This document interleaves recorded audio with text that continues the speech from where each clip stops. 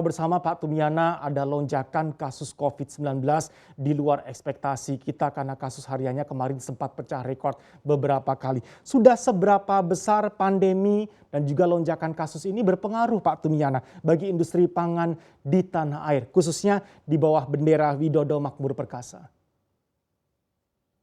Ya, makasih Mas Edwin. Tentunya sektor pangan ini adalah sektor pendukung ya, bahwa kontraksinya tidak terlalu besar kalau dibandingkan dengan Q1 pada tahun 2020 dan 2021. Kita sendiri masih mengalami pertumbuhan walaupun tidak besar ya, 16,7% sampai dengan akhir tahun 2020.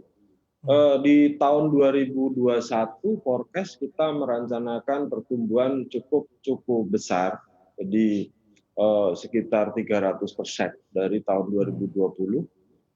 Dampak daripada positioning ini Widodo Makmur karena market share-nya itu ada di household, sehingga terkonstruksinya nggak terlalu besar. Kira-kira seperti itu Mas, sehingga Widodo Makmur masih mendesain pertumbuhan di 2021 ini di angka 300 di revenue, dan bottom line-nya masih kita mendesain pertumbuhan sekitar 320-an%. Gitu Mas Erwin. Baik, Pak Tumiana. Nah, ini dari kacamata bisnis, Bapak, kami perlu tanyakan efek stimulus pemulihan ekonomi nasional yang sudah banyak digelontorkan oleh pemerintah, khusus untuk lini bisnis dan industri seperti industri pangan di tanah air ini, seberapa jauh sudah berkontribusi? Seperti tadi saya sampaikan bahwa stimulus itu masuknya kan ke direct spending semua, artinya untuk kebutuhan dasar. Jadi kebetulan Widodo Makmur memproduksi itu semua, baik protein maupun industri pangan dasar, sehingga berdampaklah akibat stimulus itu mendorong pertumbuhan di sektor ini relatif masih oke. Berapa tadi saya sampaikan secara umum Widodo Makmur masih terdorong naik 300%. Itu juga tidak hanya dari stimulus, fasilitas produksi kita juga mengalami peningkatan, sehingga dual impact akibat stimulus dan akibat aksi korporasi, di mana sektor pangan ini menjadi daya ungkit untuk pertumbuhan di sektornya. Oke, sudah cukup berarti Pak ya kalau kita berbicara mengenai menakar insentif dan juga stimulus dari pemerintah. Apalagi Pak sebagai masukan bagi pemerintah mungkin dari Widodo Makmur Perkasa, kemudahan dan insentif berikutnya yang masih diperlukan dunia bisnis? Ya, itu yang sebenarnya sektor ini kan dinaungi ataupun berpengaruh terhadap 60% dari total pergerakan gitu ya, pergerakan ekonomi. Tentunya dukungan dari sektor keuangan, baik itu lembaga keuangan mikro, perbankan, terus stimulus dari pemerintah dalam hal ini Departemen Koperasi, terus UMKM, itu perlu dorongan untuk bisa menstimulus pergerakan ekonomi di sektor bawah. Jadi kemudahan di dalam akses pendanaan itu diperlukan untuk ikut menggerakkan daripada stimulus yang lain tadi, yang disampaikan oleh Mas Edwin bahwa stimulus itu mengalami dorongan ataupun dua sisi yang lain dari sektor konsumsi maupun orang-orang yang tergerak di dalam pelaku ekonomi di sektornya. Itu Mas Edwin. Ya, bahkan di tengah situasi pandemi yang penuh tantangan, kita lihat ini Widodo Makmur Perkasa sudah berhasil menorehkan pertumbuhan bisnis yang cukup well perform Pak Tumiana. Ada juga nih Pak, data dari Bank Indonesia menyebut indeks keyakinan konsumen kita di Juni 2021 kemarin naik menjadi 107,4 dibandingkan dengan Mei sebelumnya di 104,4. Bisakah kita gunakan hal-hal seperti ini sebagai katalis atau sinyal-sinyal positif bagi industri pangan ke depan? Apa saja biasanya kalau kita berbicara mengenai industri pangan, Pak? Katalis dan parameter yang kita gunakan bahwa roda ekonomi dan konsumsi kita perlahan tapi pasti pulih cepat. Mas Edwin, saya punya keyakinan lebih gitu ya di sektor ini. Makanya skop kecilnya adalah dengan keyakinan meningkat bahwa sektor pangan ini tidak pernah akan terhenti gitu ya. Baik dalam suasana apapun. Makanya Widodo Makmur mendesain pertumbuhan yang luar biasa akibat keyakinan yang tadi disampaikan oleh hasil riset. Nah, Ya. apakah konsumsi mengalami penurunan dalam masa pandemi ini? Tidak. Tapi itu ada yang saya istilahkan equilibrium baru di dalam mendirection market.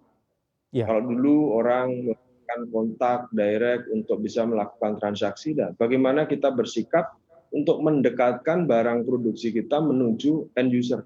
Itu yang penting ketahui oleh kita semua. Nah, sarana apa yang kita butuhkan? Nah, itulah kerjasama dengan logistik sektor, bekerjasama dengan semua moda transportasi yang terkait, sehingga delivery tadi terjadi kepada end user dengan waktu yang pendek dan dengan cost yang paling efisien, supaya pergerakan ini bisa menuju ke titiknya. Yang kedua, Mas Edwin,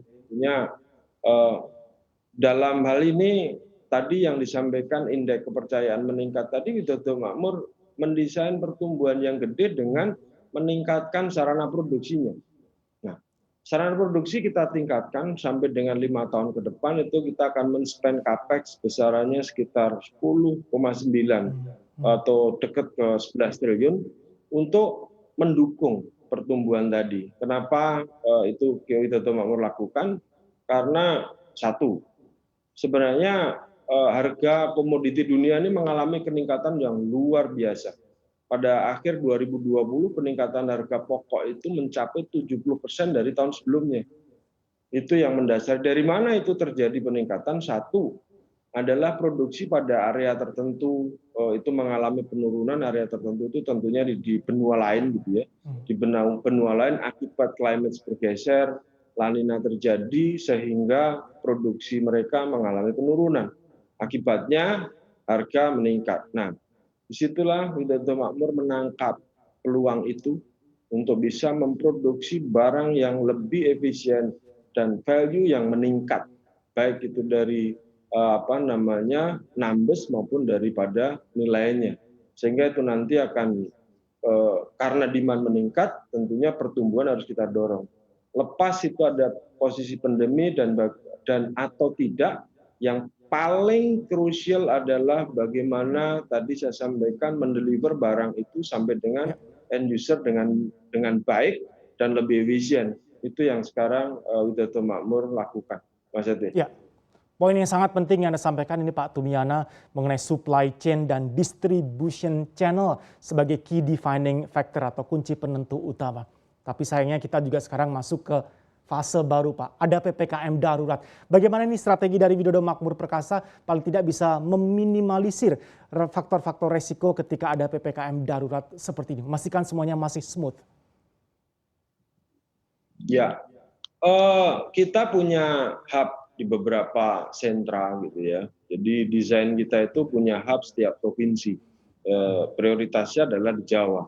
Jadi setiap provinsi kita punya hub satu titik, setiap satu hub mendeliver ke tingkat kabupaten, kabupaten punya distribusi channel di tingkat kecamatan. Disitulah cara kita mendekatkan, sehingga setiap channel distribusi itu kita bekerja sama dengan mitra terkait, sehingga cost delivery kita bisa efisien. Nah, Widodo Makmur menyiapkan hub di tingkat provinsi, tingkat kabupaten, dan tingkat kecamatan itu menjadi mitra kita. Itu satu. Yang kedua, kita ciptakan channeling di tingkat rumahan. Gitu. Nah, itu asetnya kita siapkan, mereka bekerja bareng dengan kita kawinkan dengan channel distribusi yang di tingkat kabupaten maupun kecamatan, sehingga itulah cara kita mendekatkan barang menuju ke titik end user supaya semua rantai distribusi dapat kebagian daripada marginnya dan bekerja lebih efisien untuk tidak merugikan daripada end user. Begitu Mas Edwin. Ya Pak Tumiana, menarik ini karena Anda sudah menyebut mengenai efisiensi. Langkah efisiensi baru yang akan ditempuh oleh perseroan masuk ke 2021 dan di tahun mendatang ini seperti apa sih Pak? Adakah langkah-langkah baru terkait dengan langkah efisiensi yang masih bisa dimaksimalkan? Kalau tadi sudah kita sentuh mengenai cost delivery efficiency. Ya, ada 3 hal Widodo Makmur akan melakukan cost reduction supaya produk kita efisien. Satu, kita akan melakukan integrated farming di mana farm itu saling berkontribusi.